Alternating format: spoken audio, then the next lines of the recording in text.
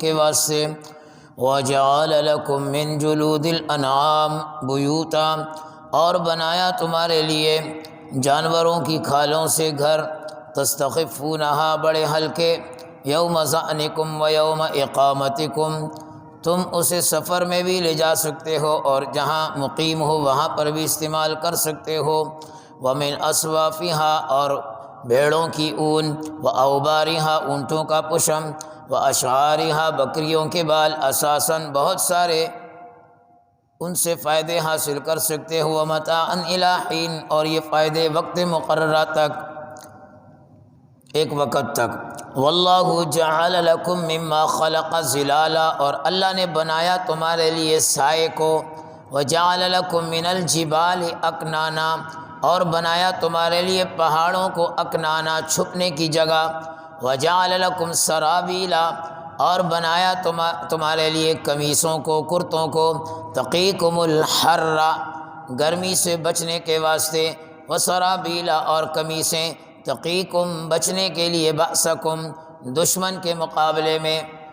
کذالک یتم نعمتہ علیکم، اسی طرح اللہ تعالیٰ نعمت تام کرتا ہے تمہارے اوپر، لعلکم تسلمون، تاکہ تم فرما بردار ہو جاؤ۔ فإن تولوا، پس اگر تم روگردانی کرو گے، فإنما علیک البلاغ المبین، پس اے پیغمبر آپ پر پیغام پہنچانا ہے واضح۔ یعرفون نعمت اللہ، جانتے ہیں اللہ کی نعمتوں کو، ثم ینکرونہا، پھر بھی انکار کرتے ہیں، وَأَكْثَرُهُمُ الْكَافِرُونَ، اکثر ناشکرے ہیں۔ اللہ تبارک و تعالی نے ماقبل آیات میں شرک اور مشرکین کا رد فرما کر پھر اپنی الوہیت کے چند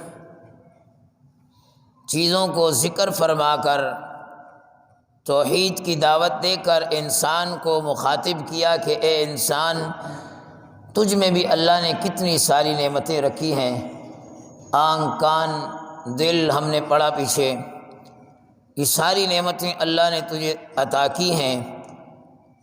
آج اللہ رب العالمین ان آیات مقدسہ میں مزید اپنی نعمتوں کی طرف اشارہ کر کے بندے کو توحید کی دعوت دے رہے ہیں، اور دلیل کے طور پر سمجھا رہے ہیں کہ جو دینے والا ہے اسی کے سامنے جھک جاؤ، اسی سے مانگ لو، اسی کو اپنا معبود بنا لو، غیروں سے تمہیں کچھ حاصل نہیں ہوگا۔ ان نعمتوں میں یہاں اللہ رب العالمین ایک نعمت یہ ذکر کرتے ہیں، واللہ جعل لکم من بیوتکم سکنا، اللہ نے بنایا تمہارے لیے گھروں کو سکنا، سکون کے واسطے۔ ایک انسان صبح سے رات تک نکل جائے، محنت کرے، مزدوری کرے، دوڑ دھوپ کرتا رہے، مشقتیں برداشت کرتا رہے، جتنا بھی باہر بیٹھ جائے، سکون اسے کہاں ملے گا؟ اپنے ہی گھر پر لوٹ کر سکون ملے گا۔ سارا دن پرندہ اڑتا رہے، سکون آ کر اس نے اپنے ہی اس گھونسلے اور وہیں پر حاصل کرنا ہے۔ تو اس لیے فرمایا تمہارے لیے تمہارے گھروں کو بنایا سکون کی جگہ، اور جس گھر میں سکون نہیں، وہ کتنا ہی عالیشان کیوں نہ ہو، بڑی بہترین بلڈنگ ہی کیوں نہ ہو، ٹیپ ٹاپ وہاں پر زبردست کیوں نہ ہو، ہر قسم کی آسائش کی چیزیں وہاں پر موجود ہی کیوں نہ ہو، اگر سکون نہیں ہے تو وہ گھر اجیرن بن جاتا ہے۔ اس لیے گھر اور گھر والی کو بھی کہا کہ ازدواجی زندگی اختیار کرو تاکہ تمہیں سکون میسر ہو، اور اگر گھر والی سے بھی سکون حاصل نہ ہو، مزاج نہ بنتے ہوں، تو وہ گھر اس کے لیے، وہ زندگی اس کے لیے سکون اور طمانینت والی نہیں ہوگی۔ اس لیے اگر ایک جھونپڑی کے اندر بھی انسان سکون سے رات اور دن گزارتا ہے تو تو یہ اس بلڈنگ اور محل سے بہتر ہے جہاں بے سکونی ہو، جہاں بے سکونی ہو۔ وَجَعَلَ لَكُم مِّنَ الْجُلُودِ الْأَنْعَامِ بُيُوتًا، اور اللہ نے بنایا تمہارے لیے چوپایوں کے، جانوروں کی کھالوں سے بیوتن، گھر بنائے، خیمے، یوم تستخفونہا، بڑے ہلکے، یوم ظعنکم و یوم اقامتکم، اگر تم سفر پر چل پڑو تو آسانی سے اٹھا لو، جہاں تمہیں ضرورت پڑے وہاں پر خیمہ لگا لو۔ جانوروں کی کھالوں سے بنا کر اللہ نے ہمارے حوالے کر دیے۔ خیمے والے حضرات جانتے ہیں کہ خیموں کی کیا زندگی ہوتی ہے، اور بڑا آسان سا، یہ ہماری تبلیغ میں تو بڑا آسانی کا معاملہ، ہر بندے نے لیا ہوتا ہے، ہر مسجد میں لگا کے کھول کے بیٹھ جاتے ہیں، کسی کے پاس بڑا خیمہ، کسی کے پاس چھوٹا۔ فوجی حضرات مورچے لگا کر بارڈروں پر خیموں میں بیٹھے ہوئے ہیں، بلکہ سب سے عظیم عبادت جو حج کی ادا کی جاتی ہے، عرفات کا میدان سارا کا سارا آج تک خیموں سے بھرا ہوا ہے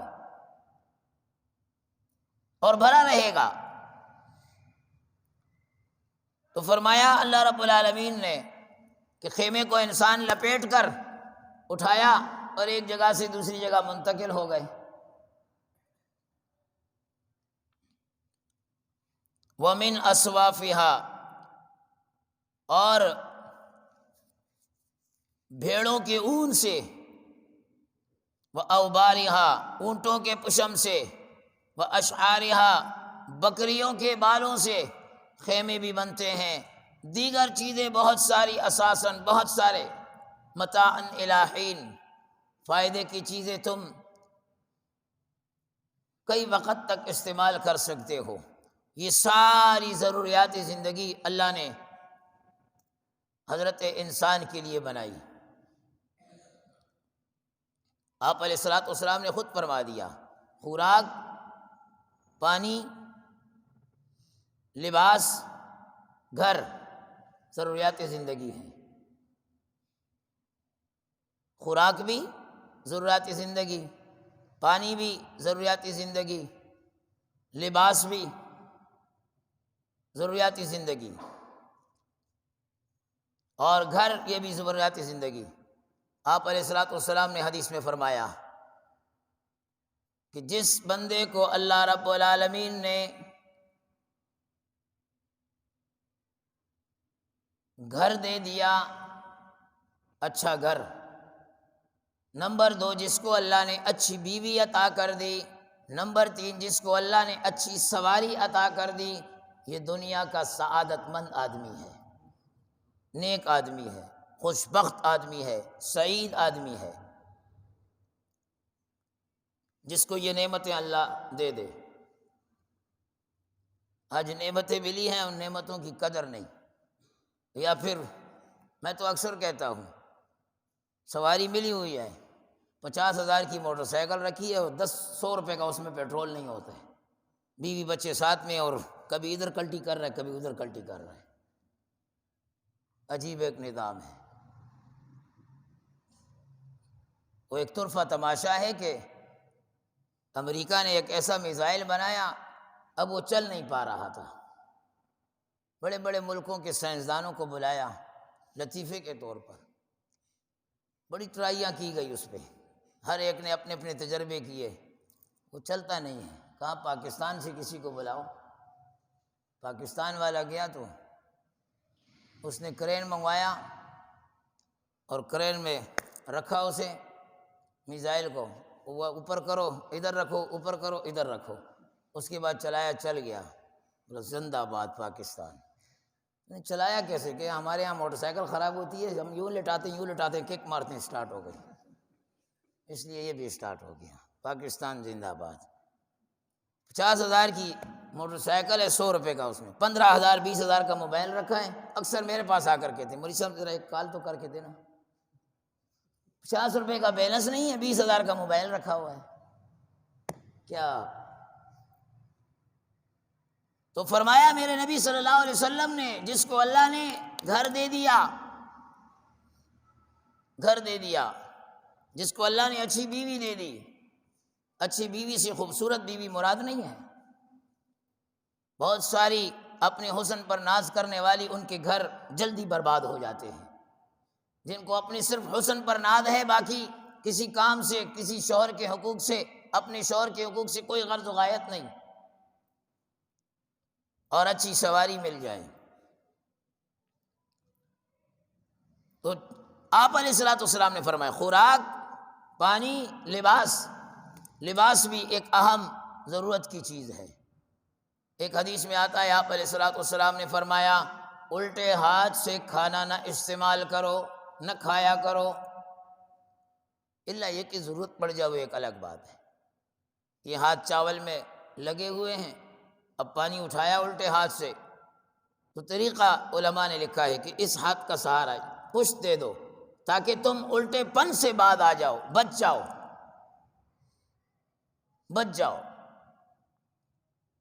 آپ علیہ الصلوۃ والسلام نے فرمایا ایک جوتی پہن کر نہ چلا کرو، ایک جوتی پہن کر نہ چلا کرو، جوتی ایک ٹوٹ گئی ہے، دونوں نکال لو، منع کیا۔ آپ علیہ الصلوۃ والسلام نے فرمایا سطر کو چھپا کر رکھا کرو، ناف سے لے کر گھٹنے تک یہ سطر ہے۔ حضرت داہیہ رضی اللہ تعالیٰ عنہ فرماتے ہیں ایک مرتبہ آپ صلی اللہ علیہ وسلم کے پاس قبطی چادریں آئی، بالکل باریک۔ آپ علیہ الصلوۃ والسلام نے ایک چادر مجھے دی اور مجھے کہا داہیہ یہ چادر لے لو، اس کے دو ٹکڑے کرنا، ایک سے اپنے لیے بنا لینا اور ایک اپنی بیوی کے لیے لے جاؤ۔ باریک چادر جس میں جسم کا سب کچھ نظر آئے، ایک سے اپنے لیے قمیض بنا لینا، ایک اوڑھنی کے طور پر اپنی بیوی کے لیے لے جاؤ۔ حضرت داہیہ وہ چادر لے کر جب روانہ ہوئے، آپ علیہ السلام نے فرمایا داہیہ اپنی بیوی سے کہہ دینا کہ اس کے نیچے ایک اور کپڑا لے لے، اس کے نیچے ایک اور کپڑا لے لے۔ جس چادر میں عورت کی بال نظر آ رہے ہیں وہ نماز پڑھے، اس کی نماز قبول نہیں ہے، اس کی وہ نماز نہیں ہوئی۔ نماز کے لیے ان چیزوں کا چھپانا یہ لازم ہے، فرض ہے۔ اور آج الامان والحفیظ لباس کہاں رہا؟ کس طریقے کا لباس پہن رہے ہیں؟ اپنے جسم کو شو کر رہے ہیں۔ اللہ اکبر کبیرہ۔ شارع فیصل پر میں جا رہا تھا، دو نوجوان موٹر سائیکل پر جا رہے ہیں، میری نظر پڑی ایک نوجوان، اس کا پیچھے کا حصہ پورا نظر آ رہا ہے۔ میرے ساتھ ہمارے ساتھی محفوظ احمد صاحب دبئی میں ہوتے ہیں، انٹرنیٹ کے ذریعے ہمارا پروگرام روز کا وہ سنتے ہیں۔ میں نے اس کو کہا کہ گاڑی تھوڑا آگے کریں اور اس کو بتائیں کہ بھائی سب کو گناہگار کیوں کر رہے ہو؟ تو انہوں نے مجھ سے کہا کہ استاد جی، مولوی صاحب یہ فیشن ہے۔ میں نے کہا لعنت ہے ایسی زندگی پر، یہ فیشن ہے، کناور تکول کہی ہو دا فیشن دے، اس کو فیشن کہتے ہیں؟ کہا ہاں، الامان والحفیظ، غیرت کا جنازہ نکل گیا، جسم دکھا رہا ہے اور یہ فیشن ہے۔ تو لباس یہ بھی انسان کی ضروریات میں، اور ایسا لباس جس میں انسان کا وقار نظر آئے، اس کا ڈھنگ بنگ نظر آئے، پتہ چلے لباس سے ہی کہ یہ شریف خاندان کا ہے یا کس قسم کا ہے۔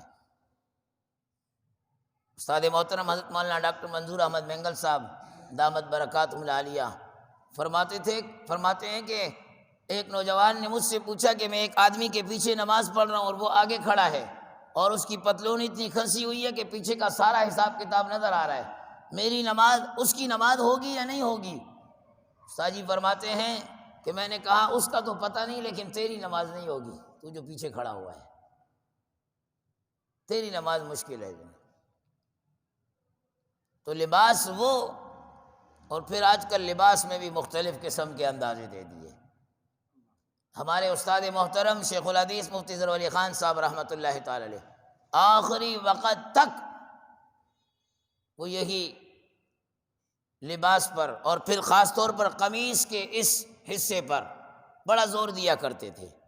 ایک دن جب میں ان سے سلام کر رہا تھا، میرے اس کپڑوں کو دیکھا تو مجھ سے کہا تمہیں پتہ ہے کہ یہ جو پٹی ہے، سیدھی پٹی اوپر آتی ہے اور الٹی پٹی وہ نیچے آتی ہے، یہ طریقہ، کہا تمہیں پتہ ہے اس کی دلیل کیا ہے؟ میں نے کہا جی ہاں، مردے کو جب کفن پہنایا جاتا ہے تو اس کا طریقہ یہی ہے کہ پہلے کفن کا الٹا حصہ یوں کریں گے، پھر اوپر سیدھا ڈالیں گے۔ مسکرا پڑے، کہا ہاں بالکل یاد رکھنا اس کو، اور پہننا ہے، آپ نے بھی پہنا ہے، میں نے بھی پہنا ہے، ہمارے تو الحمدللہ کئی سارے نمازی ساتھی، اللہ ان کو جزائے خیر دے، یہ بات رکھی ہے تو انہوں نے اس پر عمل بھی کیا۔ اب صرف درزی کو اتنا کہنا ہے کہ بھئی یہ پٹی کو یوں کر دینا، اس کو یوں کر دینا، بس پیسے تو آپ نے وہی دینے۔ اور گھر اور فی زمانہ دو چیزیں مزید، ایک تعلیم اور ایک صحت، یہ 6 چیزیں ضروریات زندگی۔ تعلیم بھی ضروری ہے، اور یہ بھی پیغمبر نے فرمایا ہے طلب العلم فریضۃ علی کل مسلم و مسلمہ۔ اور صحت یہ بھی ضروری ہے، انسان کو اپنی صحت کا بھی خیال رکھنا چاہیے، اپنی صحت کا بھی خیال رکھنا چاہیے۔ تو یہ ساری ضروریات زندگی ہے۔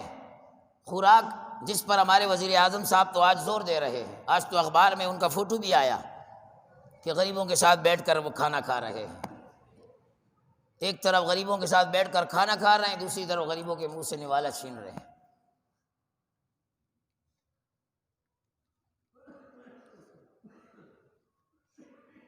تو رب العالمین فرماتے ہیں یہ نعمتیں ہیں میں نے جو تم کو دی ہیں۔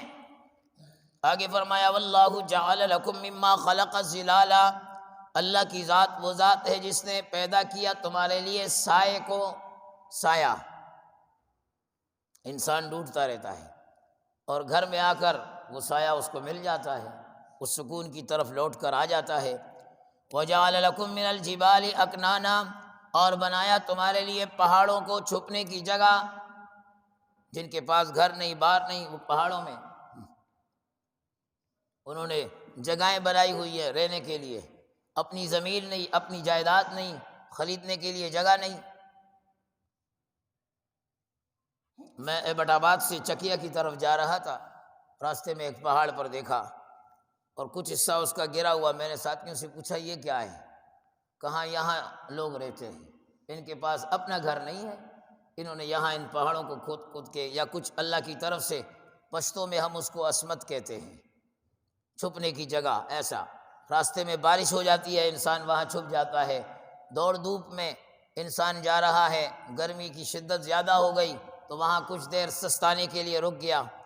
تو رب العالمین فرماتا ہے کہ میں نے پہاڑوں کو بنایا تمہارے لیے چھپنے کی جگہ، وجعل لکم سرابیلا، اور بنایا تمہارے لیے قمیصیں، تقیکم الحر، گرمی سے بچنے کے لیے، گرمی سے بچنے کے لیے، سردی کا ذکر نہیں کیا بلکہ قمیص گرمی سے بچنے کے لیے، چونکہ عرب کو خطاب ہے اور عرب میں سردی نہیں، گرمی کی شدت زیادہ ہوتی تھی، اس لیے فرمایا۔ اور حضرت مولانا حکیم علمت اشرف علی تھانوی صاحب نور اللہ تعالی مرقدہ فرماتے ہیں کہ ابتدا میں، سورت کی ابتدا میں اللہ نے فرمایا دفء، کہ تمہارے لیے گرمائش کی چیزیں، تو وہاں پر سردی کا ذکر آ چکا تھا، اس لیے یہاں پر گرمی کا ذکر کر دیا۔ وسرابیل تقیکم بأسکم، اور